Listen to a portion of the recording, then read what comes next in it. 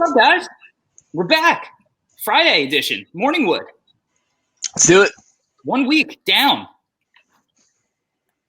And as is the theme the entire week, the Phoenix Suns are the best team in the NBA. Like I said. The Western Conference playing game is going to be a lot of fun. I cannot wait. I really hope the Suns make it to that, there. I would love to see that. It's insane how good they're doing. I mean, everybody was saying how the bubble is going to be advantageous for these young teams. Who had the Suns being 4-0? Cam Payne did. Great. I mean, huge fourth quarter for Cam Payne last night. Sure. And it seems like literally it's like a Disney movie. Everything that could go right is going right for the Phoenix Suns. I feel like it's more like Coach Carter where they lose in the end. That is probably going to be the outcome, considering if they make it to the playoff game and do get that 8th seed, they're going to have to play a team significantly better than them. I guess it's the Lakers. But dude, they may give the Lakers a run for their money. Might. I mean, that's as good a time as any to segue into this Lakers situation going on right now. Like, you took Houston last night for your best bet, which was a good call. Sure. Granted, no LeBron, no Westbrook. So yeah, I took the bet as my best bet before, that news broke. Yeah, before that news broke. And I mean, the line shifted and it really didn't faze me at all because if Harden's playing still, it's the same stuff I've been saying all week. Who is guarding Harden or any guard on the Lakers? Absolutely nobody. I mean, what do you have, 39 last night? They look like the Lakers look like one of these bad Pelican teams with AD. It looks like the same outcome. It's the same thing. I mean, and that's pretty much what it is, right? And here's my worry with Anthony Davis. Like, from the jump, I always thought he was a Batman. He was a Robin and not a Batman. Right. And I feel like that wasn't a controversial take. I feel like most people probably felt that way, sure. Considering the lack of success that he had as the number one option. You can make the argument they didn't build a good enough team around him, blah, blah, blah. But he had Drew Holiday. He had pieces. There. That team with Drew Holiday is better than this Lakers team without LeBron and Anthony leading the way. So the groin thing scares me if I'm a LeBron fan because that's what kept him out last year. True. I can't tell if this is an actual injury or just a rest day. I'm not sure because, again, this is kind of dumb too. If they're all there and there's no travel, why are the Lakers playing back-to-back games? Like, what is the point of that? This is encouraging rest days. Yeah, no, I agree. It probably is a rest day for him. I feel like maybe the groin injury is just a way for them to put on the injury report something that seems legitimate because he missed so much time with it last year. Right. But if that is a real thing and LeBron is not going to be 100%, Lakers team's in trouble. Oh, they're in a lot of trouble. If LeBron's not playing or LeBron's hurt, they're in a lot of trouble. I mean, granted, you could say that about most teams who have LeBron James on it, but they just don't have anybody else to do anything in regards to create plays, get Anthony Davis open. It's hard to watch. It's hard to watch, and what would scare me if I am the Lakers, if LeBron's not 100%. And I guess, as to your point, same kind of situation with Houston, I don't want to play Portland if I'm the Lakers. Damian Lillard is insane right now. He's an insane is dropping dimes, doing it all. Dropping dimes in your teddy bear. He's ridiculous. It is insane. But again, we knew this. We knew Dame's insane.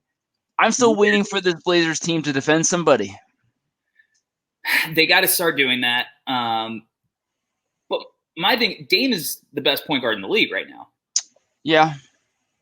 Like, I don't even think anybody has a legitimate argument. I mean, he is like approaching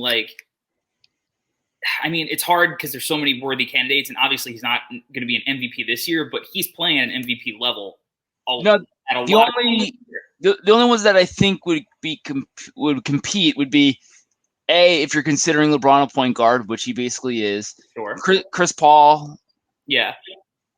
I mean, Chris Paul, obviously, I think he's got an absolute All-NBA case. I don't think whether it's second team, third team, I guess that's up for debate. But what he did with OKC is wouldn't that be an MVP case to them? Because if Chris Paul's not on that team, wow, is that team not good? Yeah, for sure. And don't get me wrong, if he was like fifth in MVP voting, I don't think I would get mad. But yeah, if you switched out, like, I'm trying to think of where's the floor drop out? Like, if you put Kemba on that OKC team, it's still drastically different. Oh yeah, they're not good. They're a lottery team. They're probably not even invited to the bubble. Sure. Especially out west. I mean, granted, Gallinari, Steven Jackson, not Steven Jackson, Steven Adams. Steven Jackson would be a way different situation than Steven Adams. SGA, I mean, they still have pieces. If you put Kemba on that team, I'm sure they'd compete, but I definitely don't think he commands the floor the way Chris Paul did. No way. But 11 threes for Dame last night, and just nuts. Nuts. And he just looks like he was able to do whatever he whenever he wanted. And he talks about it on the JJ Redick podcast that he knows when he's in that zone. Yeah. And if you have to guard him when he knows he's in that zone, good luck. No, there is nobody guarding him. It's up to him. Yeah, it's up to him. Let's switch to, what was it? I think it was the first game. A tale as old as time. Darren Fox versus Lonzo. Pelicans Kings. Surprise, surprise. Darren Fox came out on top again. You and I were both all in on Darren Fox. I love Darren Fox. When I saw Darren Fox play in college, I was like, I love this guy. He's a hard worker, and he wants to win. And Lonzo is that too cool for school Robin type character. And I love Darren Fox. Darren Fox destroyed Lonzo in college. He's doing it again now. It's not even close. I don't know what Lonzo Ball does. I don't know how he affects the game. He looks like, if you look at his stat line, it literally looks like Jason Kidd's stat lines, but I knew Jason Kidd was contributing to winning. It's different. Jason Kidd was, like, even though he was putting up those stat lines, I feel like all of the stats were worth a little bit more because now offensive numbers are inflated a little bit. Sure. So even though the numbers look eerily similar, they're different when you actually get into context. But he's like, if Lonzo's like the fifth guy on your team, I love it. But it's hard to rely on him. I feel like all of the hype he had coming up really like has people mistaking what his impact is. Granted, he got way better this year. Sure. He's a very good spot-up shooter now, which is big. But the problem is that he's still not comfortable shooting off the dribble. He looks like his game to me is like he's the old guy who just is playing pickup, where he's not bringing the ball up, but he's always making the extra pass. He's the extra pass guy. You love playing with that guy.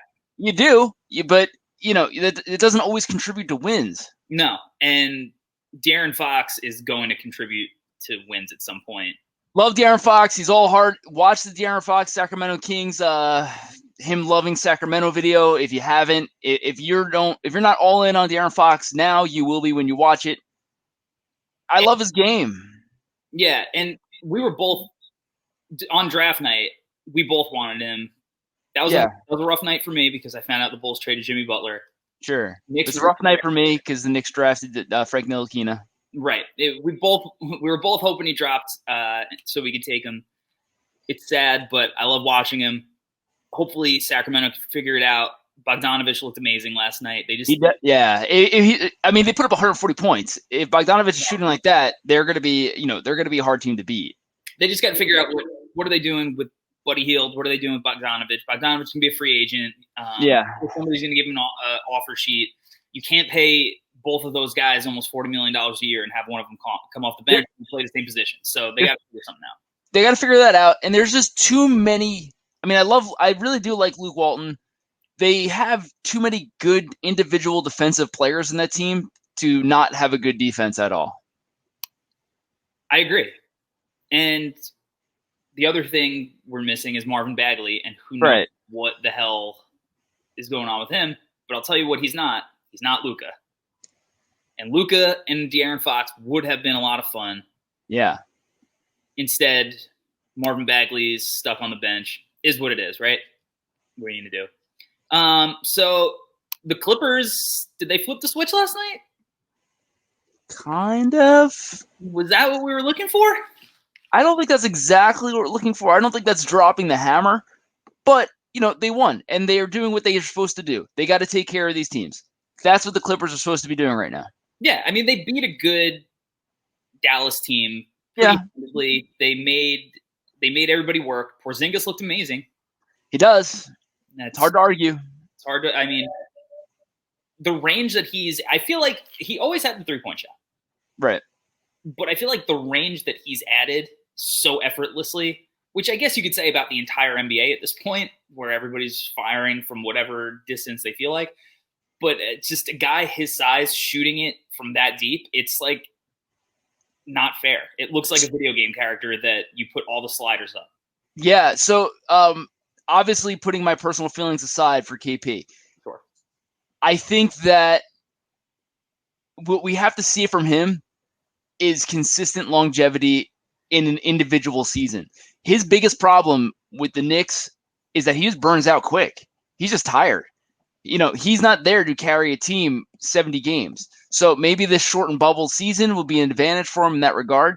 But I'm not worried about the injury concerns. I understand he's 7 foot. I'm not worried about any of that. Most of his injuries have been one-off things.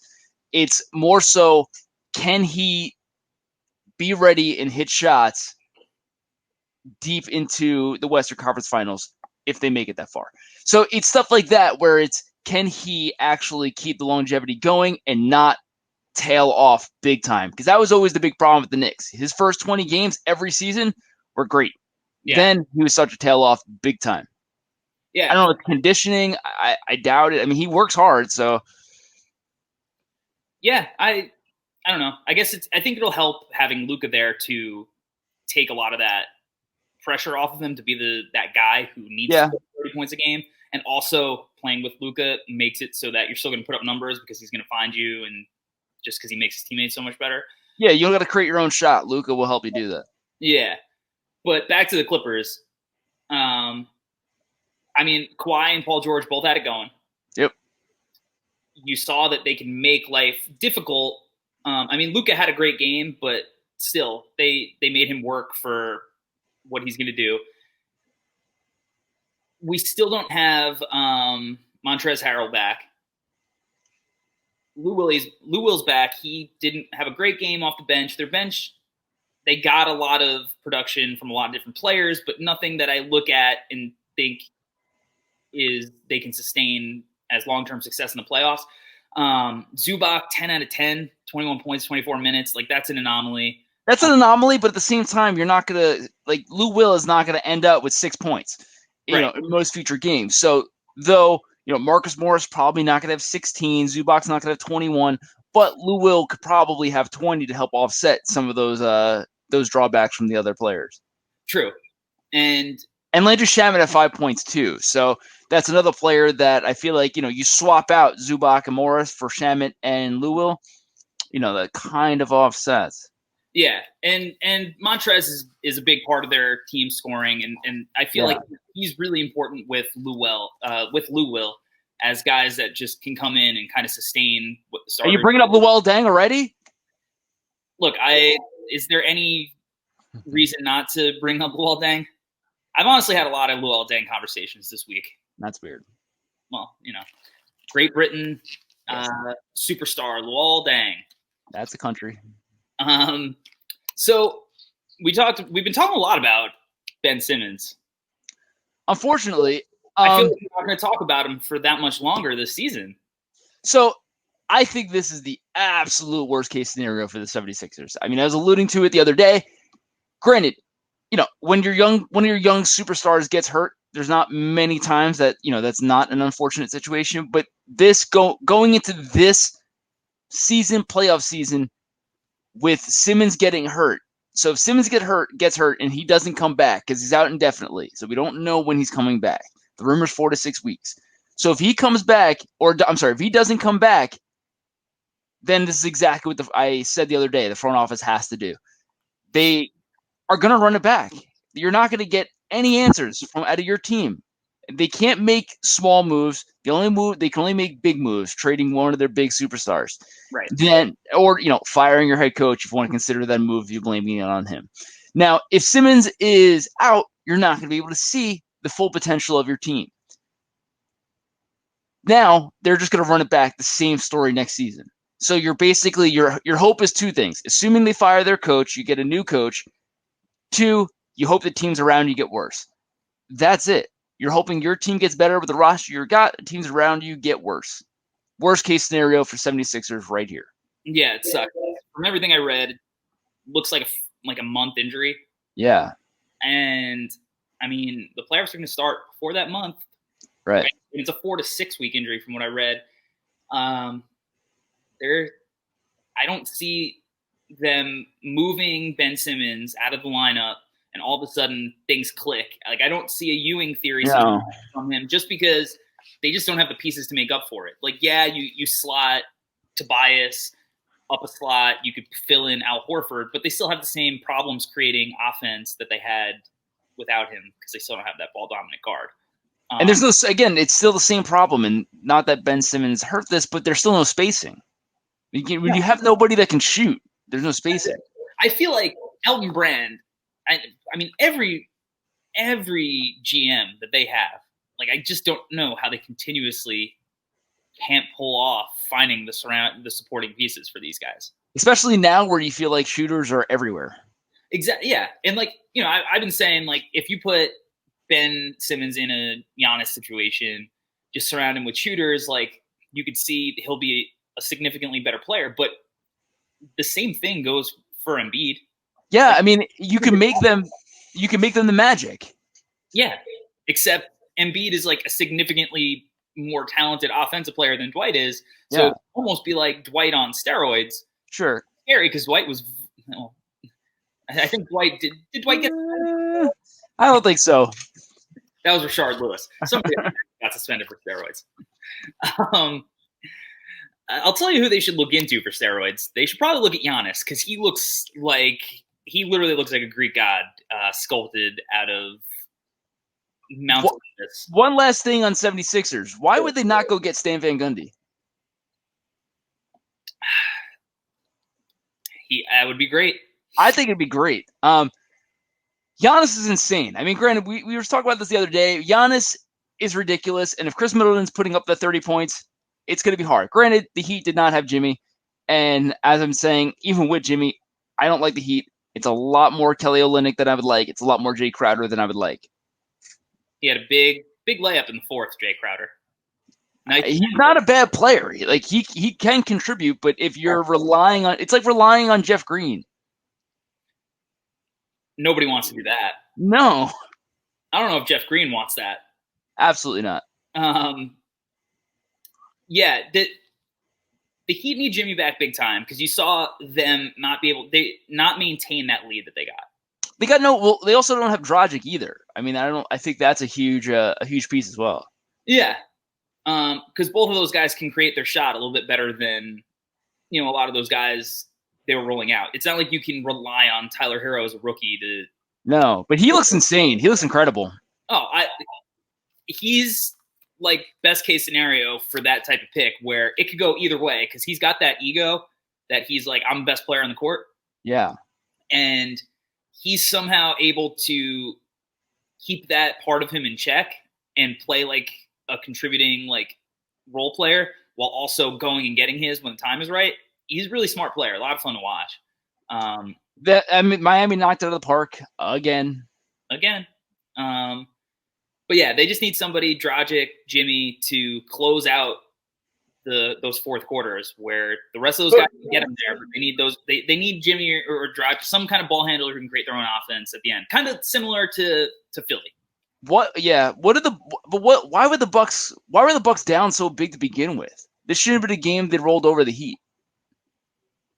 Yeah, I don't know, especially because they did have their full squad. I guess there are times you just don't have it going, and it takes a little while. It's a long game, whatever game. Yeah. Maybe they just didn't have it coming out of the gate, but it's definitely concerning because if that's another team, let's say they're down like that to Toronto. I can't wait for that series. I really hope we get that series. They're not making that comeback against the Raptors. No, I really think that Toronto Bucks, that's the top of the East, and I really am excited for that matchup. I want to see because I think the Raptors defense is so damn good. So I want to see what the Bucks do. It's really tough because the Raptors, they're just solid everywhere. They are, and they have bodies everywhere.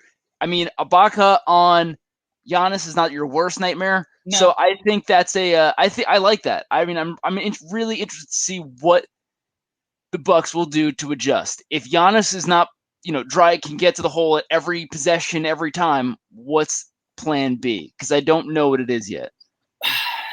He's got to knock down the shots, and you saw him take one late against Miami yesterday that he just bricked. Yeah, it felt like he didn't want to take it. Sure. He knew he had to take it, and it's not like it looked terrible, but you saw the thought process as he was going through his whole shooting form. He didn't want to take it, but he knows that that's what's going to be the X factor. It didn't go in, so maybe he was right not to want to take it. But so I don't know. Toronto, the difference is that, like, I trust Kyle Lowry. I trust Fred VanVleet. I don't trust Eric Bledsoe and George Hill to be able to create that same offense if Giannis is struggling. Do I trust Chris Middleton? Yeah, I do. But Chris Middleton, even when he's just hitting everything, and Chris Middleton is fucking awesome, super underrated, but I feel like you're not scared of Chris Middleton. No. Probably should be a little bit. I mean, this all goes back to them not being able to replace Brogdon. Yeah. Losing Brogdon is huge. It's huge. They don't have Brogdon was plan B. They don't have a plan B at this point. No. And like you said, their bench, Kyle Korver, I'm sure he'll have a game in the playoffs that he just hits 6 threes in 12 minutes and the Bucks score 170 points and it looks awesome. Dante DiVincenzo, I'm sure will have a game. He gets hot. Pat Connaughton had a big shot yesterday. I'm sure he'll have his moments, but who's going to put it together consistently? And the Raptors have plan A, B, C, and D. They can defend anybody. They can defend any team, and they can play any different type of offense. They have bodies and pieces everywhere to really adjust and play against anybody. Masai really did such an amazing job building that team out. And the fact that they lost Kawhi and just haven't lost a beat. I mean, Nick Nurse obviously is amazing. Everybody gives him all the praise. Well-deserved, obviously. But just their team, even without Kawhi, you look and you're just like, they're good everywhere. Yeah, and when you have players stepping up like VanVleet and Siakam, that's huge. I mean, that's the ingrown draft pick or the ingrown talent. When they take it to another level, that's the difference. It is. All right, it's best bet time. We're both 2-1. We're both 2-1. Thanks to the Rockets, and you took your Suns again. Phoenix Suns 4-0, all in. I'm gonna go with the Kings, -4 over the Nets. I also am going with the Kings, -4 over the Nets. The Nets are bad. The Kings look really good yesterday. Yeah. Granted, they lost. I'm sorry. They lost. I won. I apologize. They scored 140 points. They beat the Pelicans. Yes, I apologize. And the Nets have looked pretty good so far. Sure. Fool's gold to me. Like, I just can't see it unless all of a sudden Darren Fox is like resting today. I don't see how the Nets pull this off. So it's Kings -4. Is that what you got? Yeah. Yep. Kings -4. I'm in with you. Let's see what we got. Yep. All right. That was it. We rounded out the week. I got grand jury duty, so we're gonna figure out what time we're gonna be doing this, or maybe I don't have to show up to grand jury duty. That would be the best. Shout out to all the people in the comments. make sure to keep commenting. That way you can kind of steer our conversation in real time. And as always, make sure to follow us both on social media. Our handles right on our NBA Jam avatars. You could follow the Twitch channel where we go live.